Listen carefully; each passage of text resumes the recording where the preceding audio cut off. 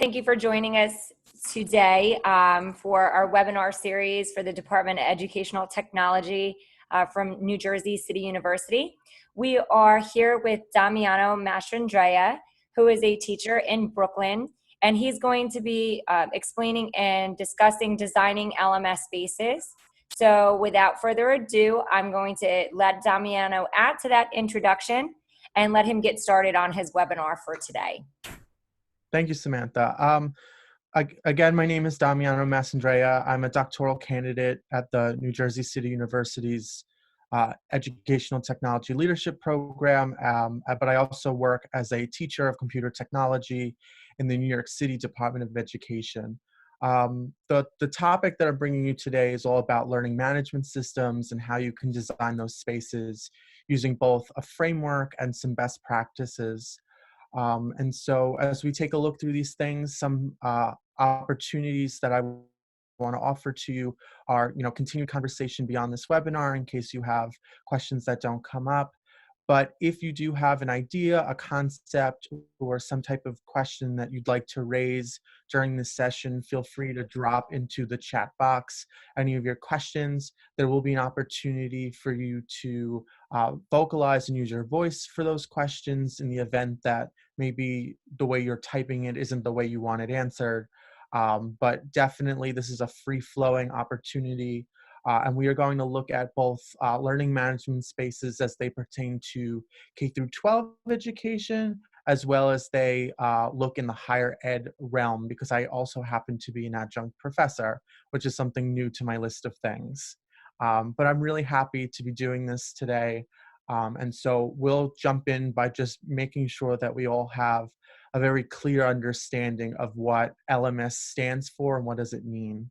And so a learning management system, or an LMS, is a platform that teachers and other educational institutions, as well as post-secondary and government and business organizations, can devise or design to support learning in some aspect.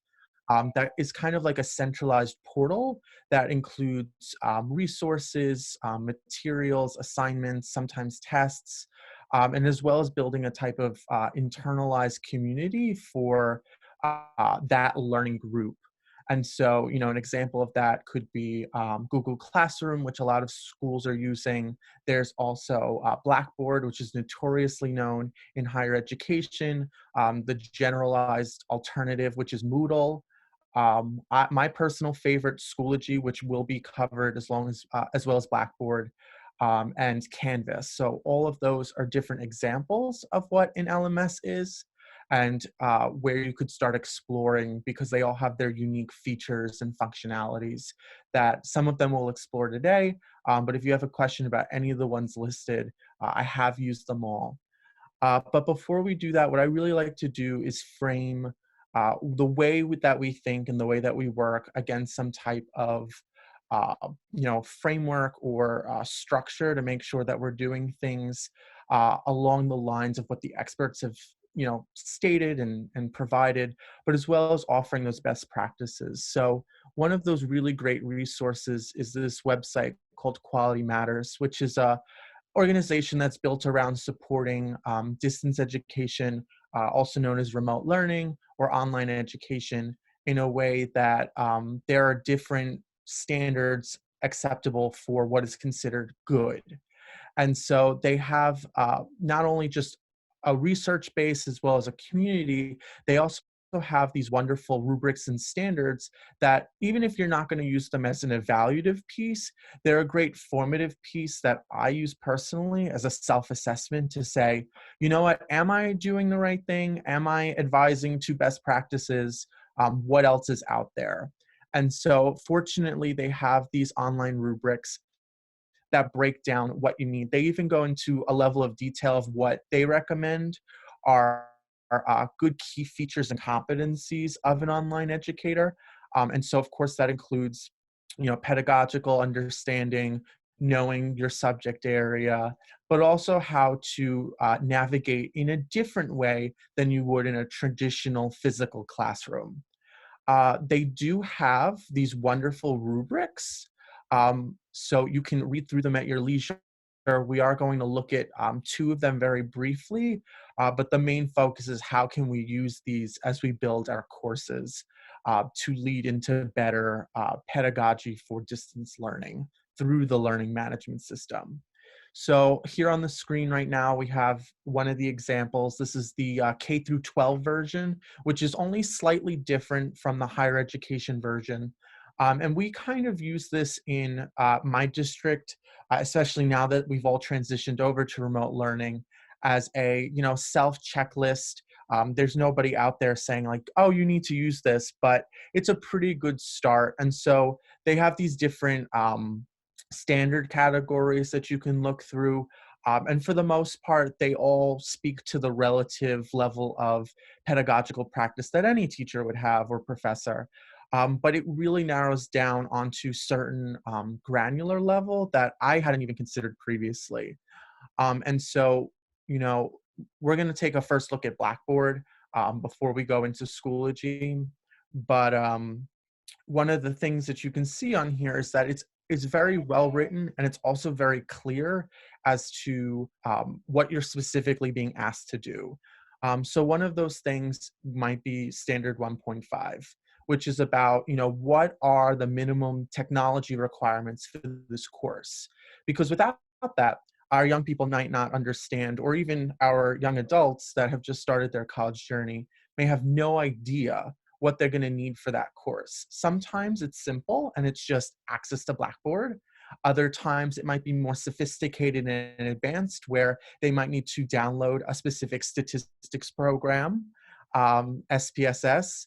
And if they don't know that they need that, where to get it or how much it costs, as well if the university is going to pay for it, they might end up using their own wallet to get something done.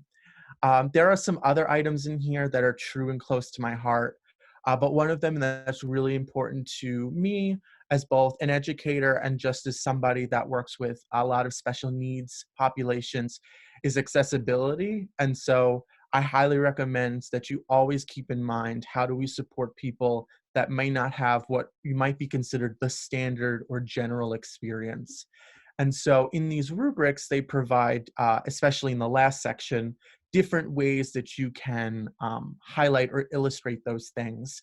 And so that might be just something as simple as I can read it, but more importantly, there's levels of multimedia that's still accessible with alternate text to replace when images can't be seen by those that have difficulty, that are visually impaired, or an alternative for maybe video or audio files, such as a transcript, when they may be of hard of hearing. So as we go through the examples that I've built out in Blackboard and Schoology, we'll be taking a look at how this relates back to the rubric. If your school or your institution happens to want to evaluate your progress or performance, this would be a place to start, but I'm certainly not saying that this is the end, because that doesn't include the element of the teacher, nor does it include the socio-emotional component that happens inside that learning community. But in terms of like pedagogical practice and getting started with the platform, I would say this is a great place to start. So what we're going to do as we go through this is, if you feel a need to ask any questions, definitely feel free to drop them in the chat. I see that there's one there now, so I'm going to answer that. And then if you're still thinking about questions, you can vocalize them later. So the question that we have right now is, what if a school district uses Google as a predominant learning management system? Does these quality matter rubrics still apply? I'm going to say yes, definitely, because although Google Classroom in general is a little bit less functional in a way that it has less features, there are still many of the components that still apply. And so using it as a guideline and maybe not as the strictest set of rules of what has to be in there is something that you can still use. Of course, there are other organizations that offer what should go into a learning management system.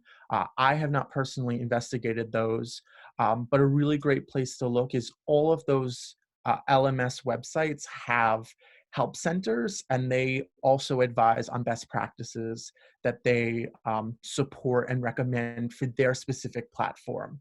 So Google has their educational resource platform for Google Classroom, and I'm sure that they have some type of best practices or guidelines that they recommend. Okay. So on your screen right now is a viewpoint of a instructor's view of Blackboard. So if you're in higher education, this is probably a very comfortable view for you. And so when we're looking at the rubric, certain things that we're trying to look at are, um, is information given to the student? Is it easily navigatable? And so we'll start with that navigation. So for our students, you can dictate where in Blackboard they first start. And so I have students automatically directed to this all content page. So they will find every single item that resolves to the course. They don't really have to go anywhere else, but if they're looking for quick shortcuts or they're trying to get to something specific, I have provided here on the left side quick navigation bars. They can, of course, navigate through them manually as well, but that just depends on user preference. The whole point is about making it easy to use, which is specifically on that rubric 8.1.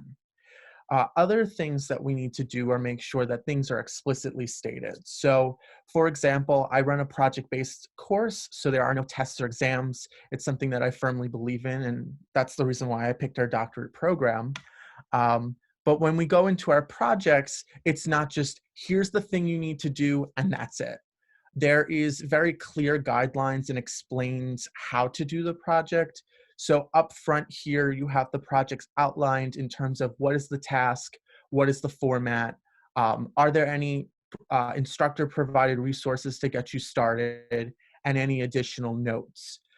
And so when we look at the assessment and measurement section on the rubric, or just using whatever framework that you might use in your district, like the Danielson framework, you can see that there should be, very clear metrics that explain what is the project, how does it relate back to the course objectives. And so if you're looking at our course syllabus, for example, it shows direct correlation between the two. In addition, if I were to go into these specific projects, I will actually be able to load up the rubrics. So that way students are not guessing what they need to do to get to where. So I will show that example here on the rubric.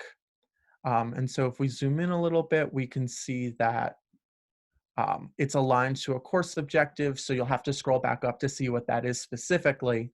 But out of the total, you can immediately connect the two if it isn't intrinsic right there. We also have the rubric broken down into phases. And so the exact system, so most learning management systems have a rubric functionality as part of the instructor grading component. Instead of me assigning a 19 out of 20 and my student guessing why they achieved that score, it's more of I've selected from these boxes the mastery on that particular assignment, and I'm providing contextual written information on either how to improve scores. This is an undergraduate course, so I let them resubmit assignments one time, and explaining how they can do better next time. So that's one of the ways that you can, if you're just looking to check off a box, making sure that you're providing clearly stated policies relating to your projects.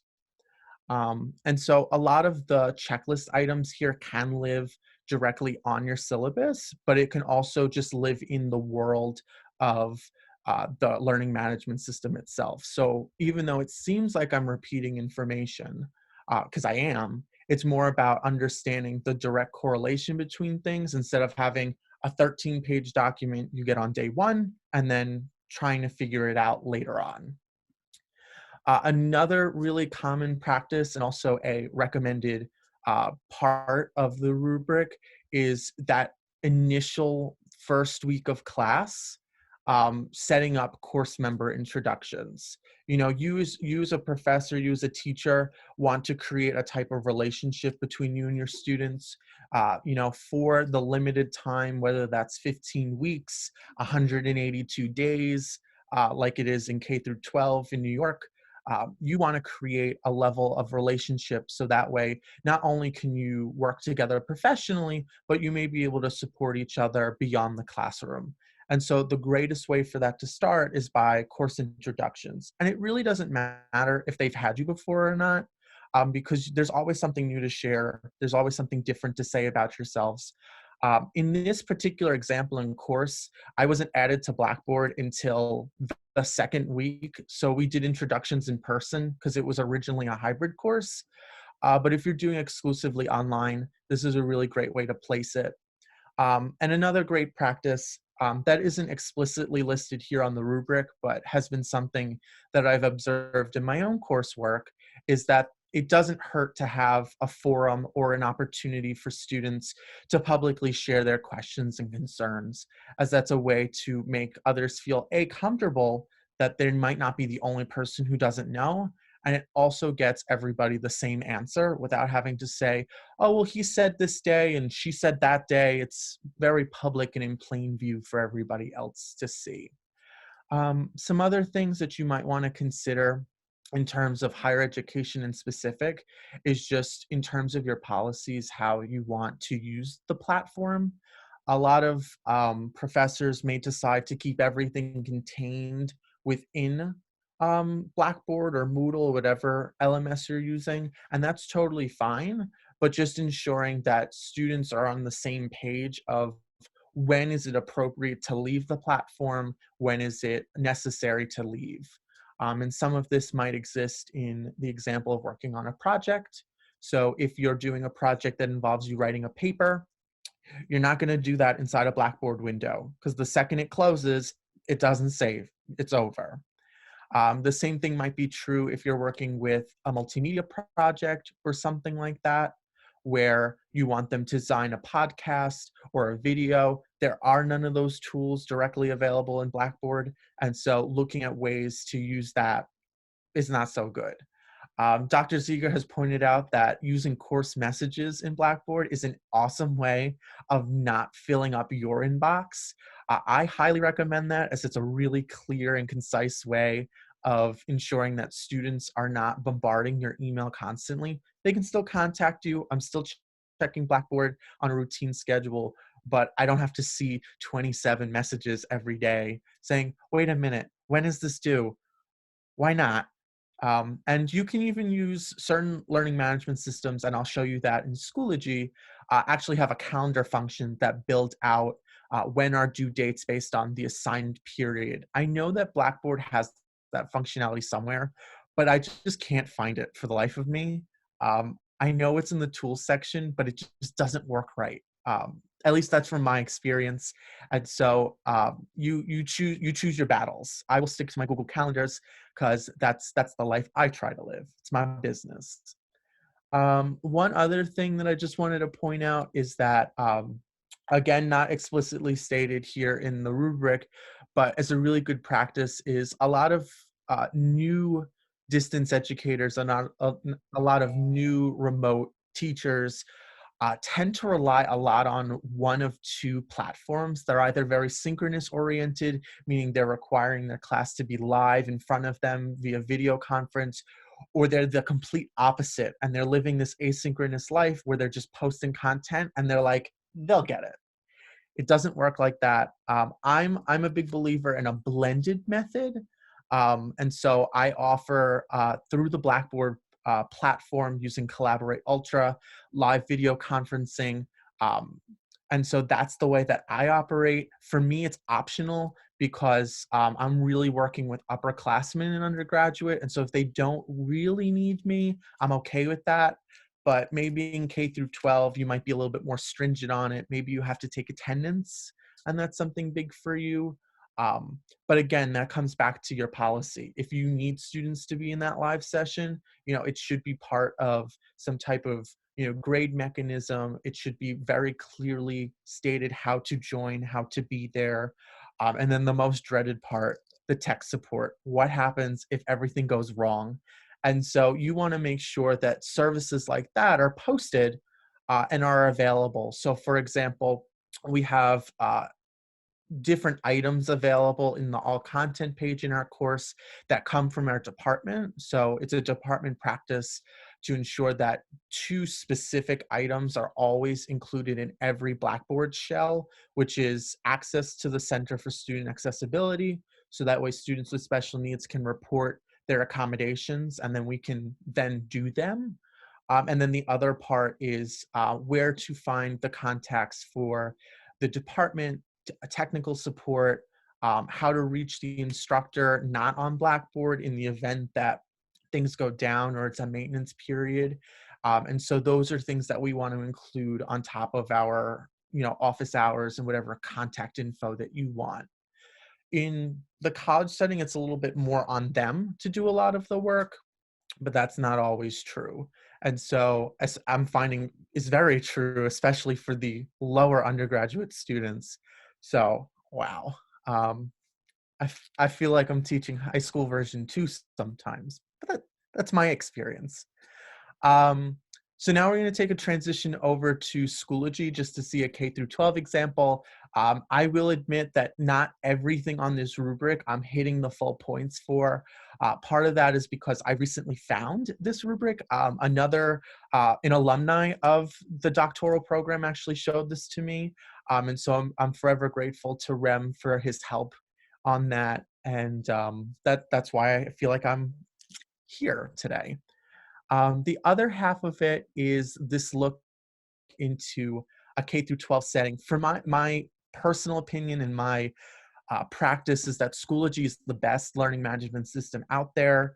You know, it is a free service. You can get an enterprise version. It definitely has some great analytic functions. But the really awesome thing for me, the reason why I love it so much is it's very much like Blackboard. It's just prettier. And for high school students, like aesthetic is a very big thing. They're not like, oh, we're so glad it has an advanced gradebook feature. They're more worried about like, does it look good? Um, I also just grew up on it, and so that's what I'm a big believer in. So the example that you're looking at here is another instructor review of a specific Schoology course. This is for an internship class, so students have to go and work at an industry location, and I, as their teacher, have to support them through that and make sure that they provide the appropriate documentation, so that way I can justify the experience and the $1,200 I spend on each of them to pay them for it. And so this course specifically has 44 students in it. It's been very weird since we've now transitioned to remote learning, because how do you do an internship from home? And so those have been some interesting questions that we've been trying to answer, but we're getting there. And so in this specific course, specifically for high school students, everything is in chronological order, because coming back to that ease of use, can it be very clearly determined of what I need to do? High school students especially want to just be directed immediately to what they have to do. And so I thought, well, why not just put it in the order you need to do it? Schoology does have this awesome function where it won't let you go to the next item until you do it. And so, for example, if students don't do the orientation, they can then not look at the syllabus. That's not enabled for this particular course, but it's something you could do if you wanted to make a self-paced course in order for them to move through material a specific way. Um, and so as we look around, I'll pull up that calendar feature. And so in this specific course, there are no due dates because the internships start and end at different times. I'll open up a separate course for the calendar specifically. But you can see that by pointing out exactly what's due for each day, students can create their own list of responsibilities of what they need to do. In this particular course that we're looking at now, this is a high school senior course where they were able to pick their own adventure. They were able to choose a CS route for computer science, or they were able to do an information technology route. And so you'll notice that those have been tagged as they go through it, and they only saw that that option. Blackboard has a feature that does that also, which is called adaptive release. And it's more of an advanced function, but if you want to get into like personalized learning, it's something you can do. So to answer one of the questions in the chat from Dr. Ziegler, for Schoology, you can actually export the calendar of assignments and due dates to both Outlook and Google Calendar. I think you can actually even import it into the native calendar app on a MacBook. But I don't often play around with it. I know that I have it synced to my Google Calendar, because once material's up on the learning management system, I'm only coming back to grade and interact on discussion forums, which is really interesting to do with high school students because it's like their first time. So some other cool things that you can do, which is also true on Blackboard, is that when you're designing your courses, you might also want to highlight and bring some color or look into what you're doing. And so, for example, we have different folders. They're all colored different ways. I like including rainbows and everything. It's just, it has nothing to do personally. It just looks nice. And I use Canva, which is a free online graphic maker, to create these little banner icons to show off what these different sections are, because for whatever reason, it doesn't matter how old they are. I don't care if they're 6 or 48, reading just is not the first option. I don't know why. But pictures immediately gravitate towards. So that's an experience that I've also had. In terms of some specific design elements, especially in this course, we are doing online workshops because we physically can't be together. And so through my own personal experience looking at what are common discussion practices, and coming back to that rubric from Quality Matters, in terms of instructional materials, we might want to design our systems in ways that students have either done before and feel comfortable, or introducing them into a way of doing something that they've never tried. So as this is a high school experience, they've never really done a discussion board before. And so walking them through that process the first time was really interesting. It was for their introductions, because in this particular class, I have 44 students from 10 different classes. So some of them have never met before. And by being able to introduce themselves and post a photo, before we left, some of them were able to recognize each other in the hallways. And so I thought that was pretty cute.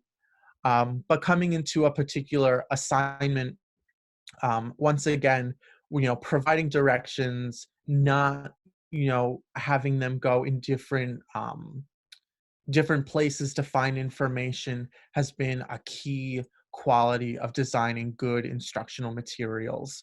So up here at the top, we have some type of instruction. They have to watch this wonderful video, as well as directions for their initial and commenting post. As you move up in the college ladder and you experience more in the hybrid and online environments of doing discussion boards, the idea of a professor saying, okay, post and then comment isn't foreign. But for new courses for undergraduate students that haven't had this opportunity, I've really had to spell it out for them.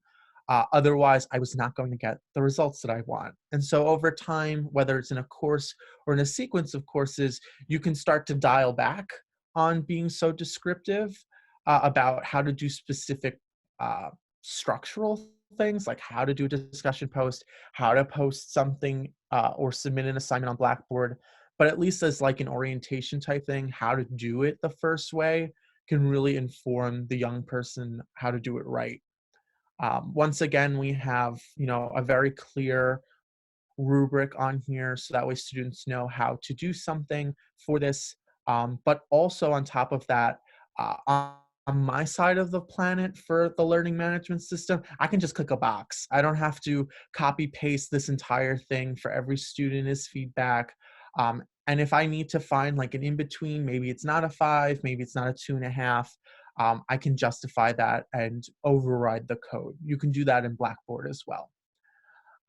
So we have another question, which is how have students responded to the explicit instruction on procedures in remote learning in your experience, particularly with more complex topics? Um, Not so good initially. So to rephrase the question, how are they doing with these more advanced topics? Initially, it hasn't been so well.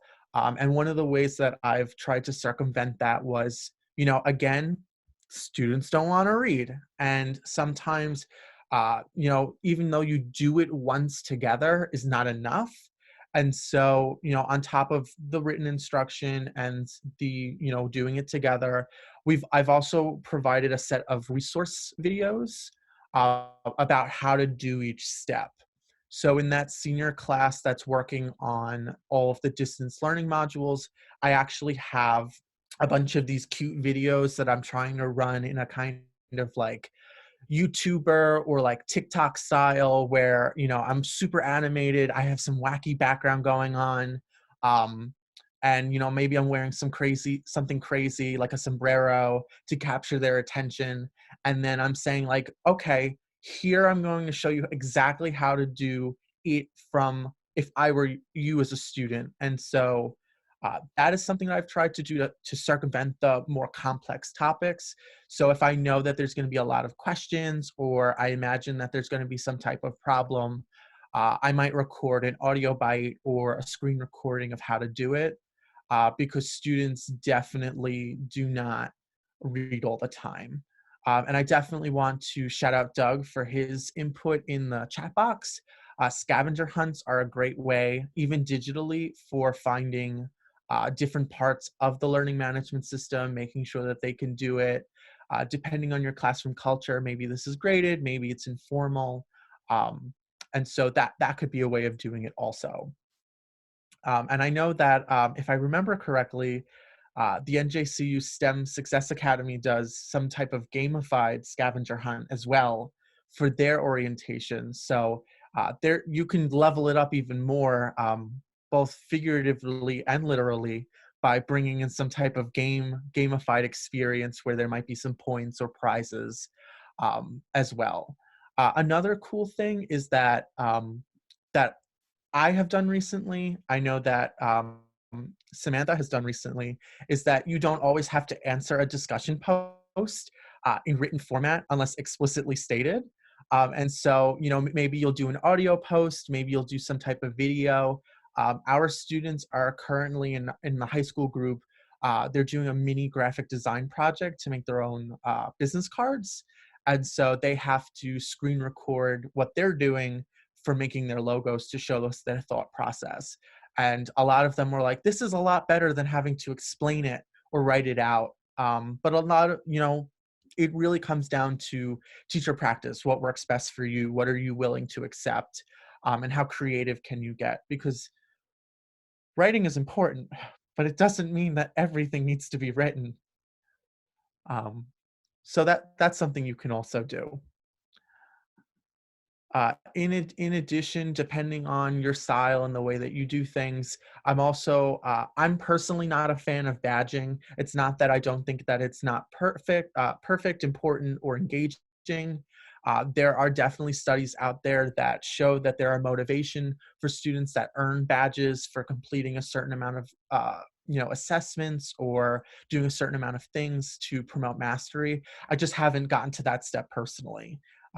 One day I'm hoping to do some type of badging system for professional skills for our young people, but it's one step at a time. Okay, Rome wasn't built in a day. Your learning management shell will not be built overnight. Another great question coming in is, how do you ensure the students have the technology needed for audio or video? That's really important and a big question we have, especially with the level and amount of compliance we have in K through 12 specifically. And so we look at that in a variety of different ways. So if we were just talking traditional education, face-to-face, in-person classroom, Like, it's part of my budgetary needs to obtain those materials. But, the bigger question is, how do you do this in distance education? And there's a few different ways of doing that. The first one is freeware, so software that you can download and use for free. And so there's things like Audacity that you can install on your computer, record in audio.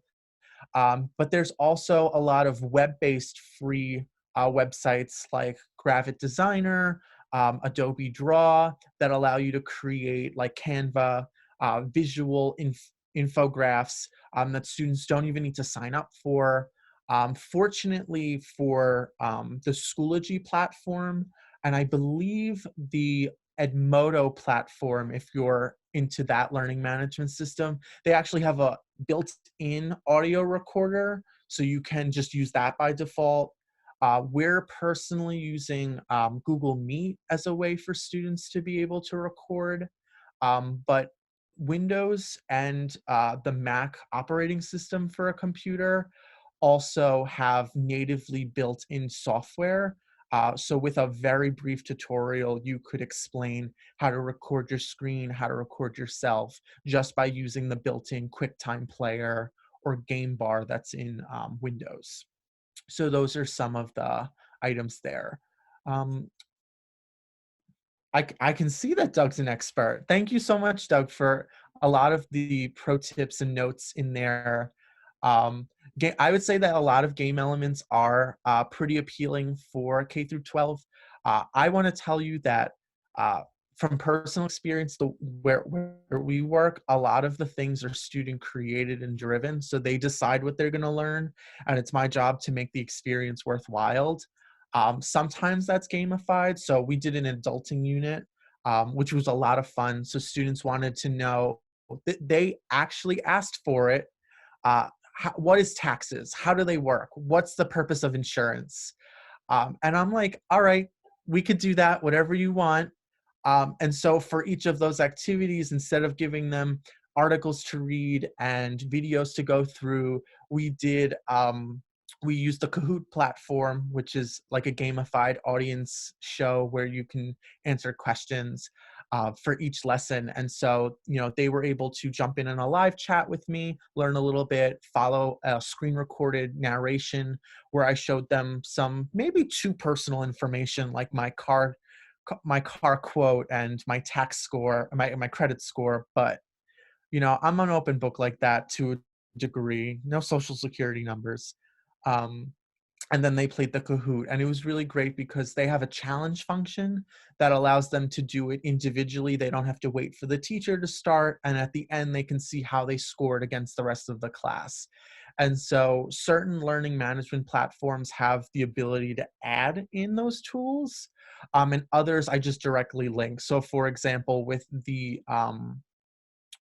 the investment and savings, there's just a link to the Kahoot page. I didn't build it into the platform.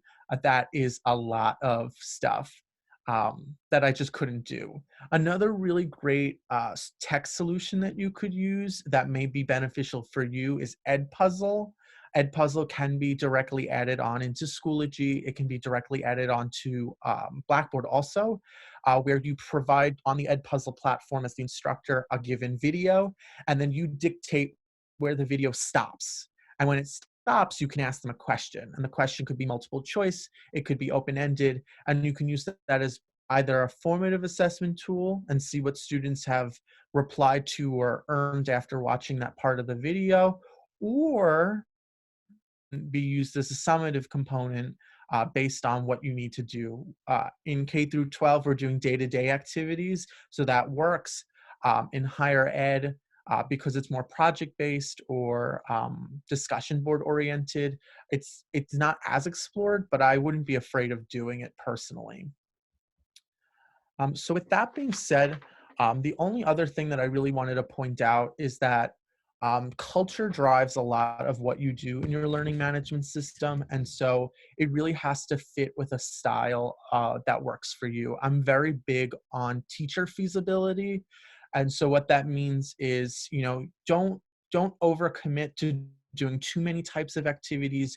Don't put yourself in a scenario where you're unsure or unable to commit to trying out these things, I would recommend picking 2 or 3 of the styles that you like. Maybe you like a assign and report, maybe you love discussion boards, and find ways to get better at that.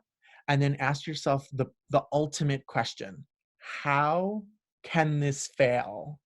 And that will give you the answers of to what do I need to build, what still more do I need to provide, so that way students get it the first time and not you repeating yourself, or just, depending on how you are, assigning that 0 to get over the point of like you didn't do it again. That's my last piece of advice. To answer your question, Dr. Ziegler, are teachers being evaluated using the QM rubric? Not in my district, not that I'm aware of. It's mainly self-assessment formative use. But I wouldn't be surprised if it was being used or modified in some way through some districts or institutions as part of the planning component, if you're being evaluated for pedagogical planning and knowledge.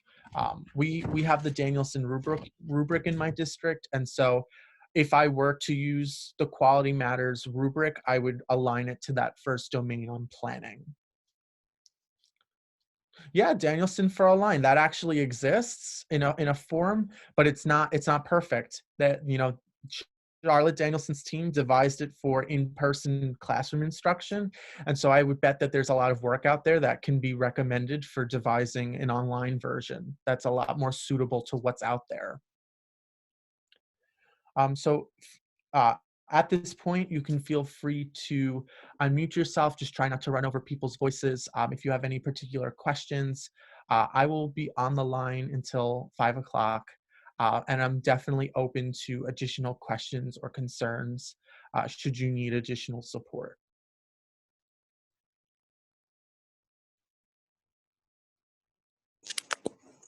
Damiano?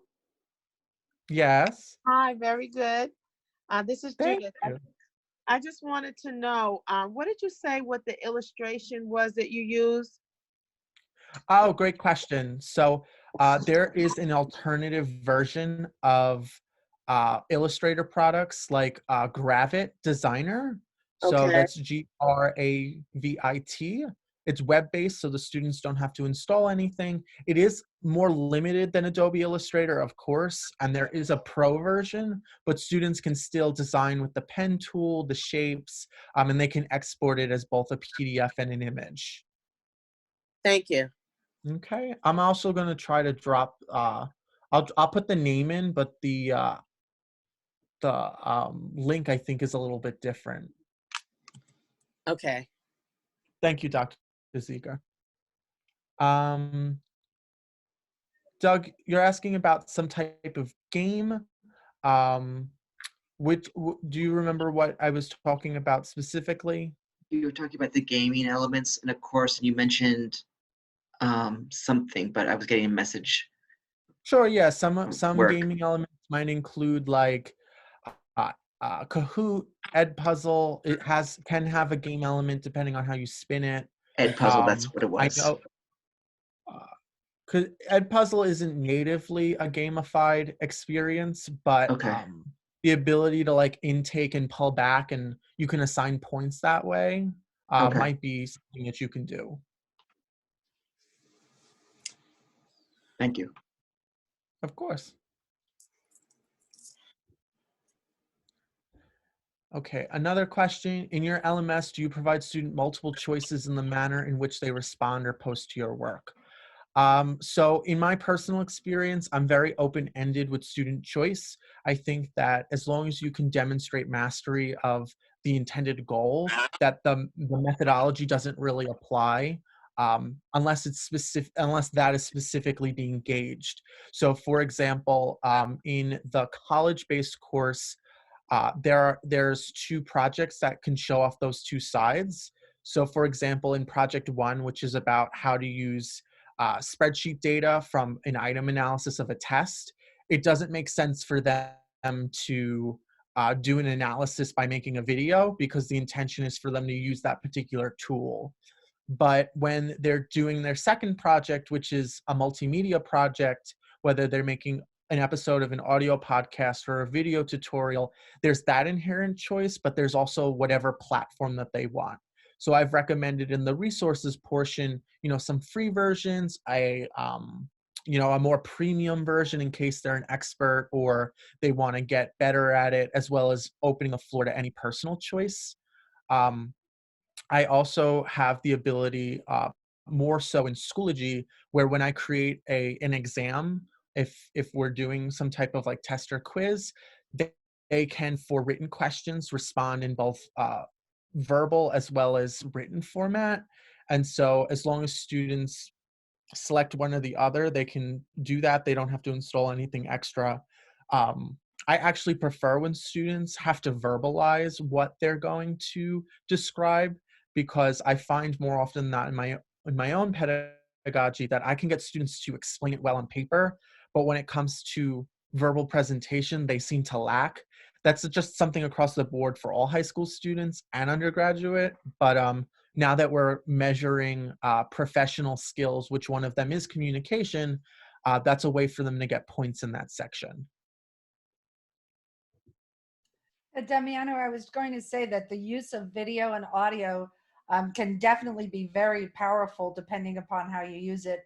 But on the other end, from the perspective of an instructor, you've got 40 students and you allow them to do a 5-minute video or audio, you're looking at 200 minutes of listening to something that you could have read in 15 minutes perhaps.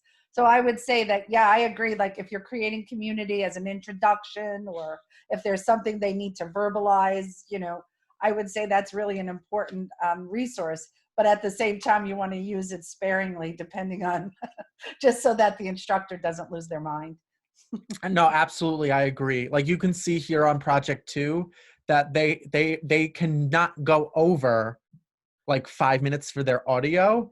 And this class only has 20 students in it, so that's why it's designed that way. If I ended up having a course with 30, 40, I would have made that number lower.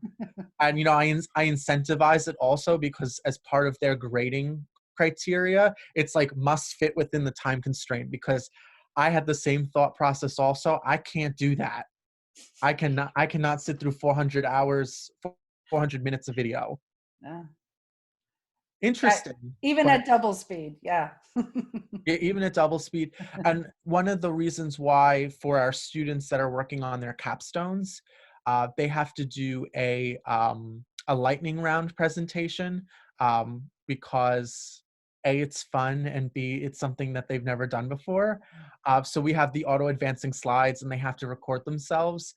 One of the requirements is that when they record, they have to provide a transcription of it afterwards.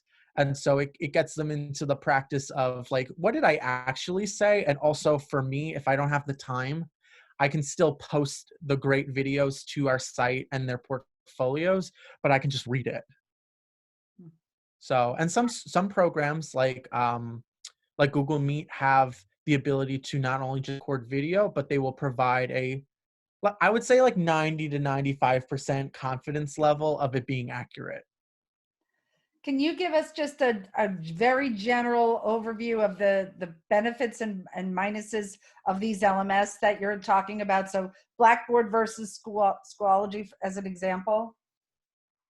Sure, yeah. So some of the things that I can go over is that Schoology has a free version, but it has an enterprise version that costs by student license. Blackboard is usually offered by the institution and they usually pay for that. But that's not usually within an instructor's control. For Blackboard, I would say that there are some minuses in terms of like how deep you can customize, because what you see is kind of what you get. I can't change the layout. I can't do much else here besides add like buttons for them to click on. The other part of it is I find that it's a little bit harder to manage the gradebook just because of the way that course categories are done. But there are some additional features that I do like on Blackboard over that of Schoology.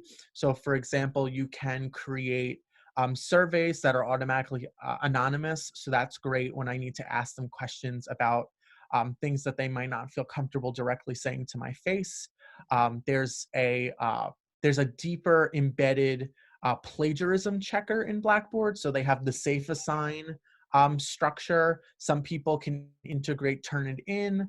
Turnitin is also an add-on that you can combine into Schoology. Google Classroom has a plagiarism feature through Google, but it's not as robust. Google Classroom also doesn't have a lot of the cool features that I mentioned, like any of them. Just you can post content, you can grade stuff, but it doesn't really go beyond that.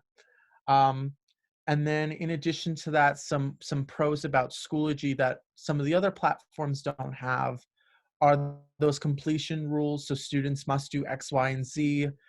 They must score this much on a test in order to be able to do this next thing. And then another key platform is the analytics. I haven't really gotten deep into it with Blackboard, but I know that for analytics-wise with Google Classroom and Schoology, you can see when the students last logged in, how long they've been logged in for the entire course. But even at a deeper level, like which assignments have they clicked on, how many times have they submitted something. And one really cool feature that I like a lot about a lot of these learning management systems is that they offer the ability for you to get a type of bell curve, so that way you can see how your students are performing. And so that's been helpful for me as a teacher. Trying to think of something that would have that. Yeah, as a person who uses Blackboard extensively, there are those features available as far as the data results, the reporting, as well as the adaptive release, as you mentioned. But it's quite difficult to use the adaptive release. And most students really don't like the fact of not releasing the second part before the first part. They get somewhat confused. It's not really very intuitive in Blackboard. Right, I completely agree. I would, if I was ranking learning management systems over overall impression, Google Classroom would be at the bottom just due to its lack of extensive features. Probably then Moodle, because setup is harder. It looks a lot like Blackboard, but it sometimes too much customization is a problem. Then I would say Edmodo, because it looks very familiar. It kind of feels like how Facebook used to be, but like education version. I would then have to put Canvas, Blackboard, and I'm probably just biased, but I think Schoology is the best LMS that's out there. So I wouldn't be in their champion or ambassador program if I wasn't. Yeah, there's a lot of talk, I know, even on our campus about changing LMS from Blackboard because of the many issues. And Canvas is become quite popular on a lot of higher ed campuses, and Schoology now is being talked about quite a lot as well. Yeah, Canvas I really like, especially for higher ed, like in general. Like Schoology may have like this like upfront, like, oh, it seems very colorful. Maybe that's not the college base, but I do think it can work there. And then for Canvas, I know that a lot of industries use them as well.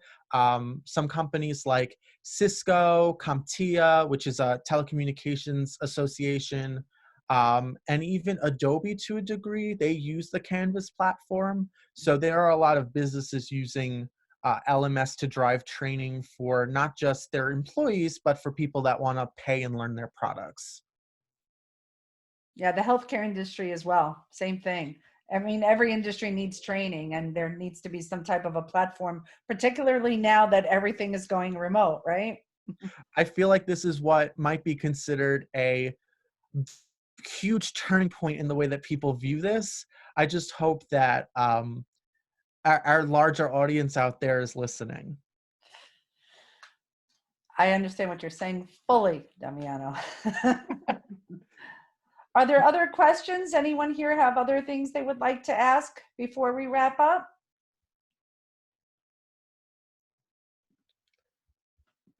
I think you've been comprehensive.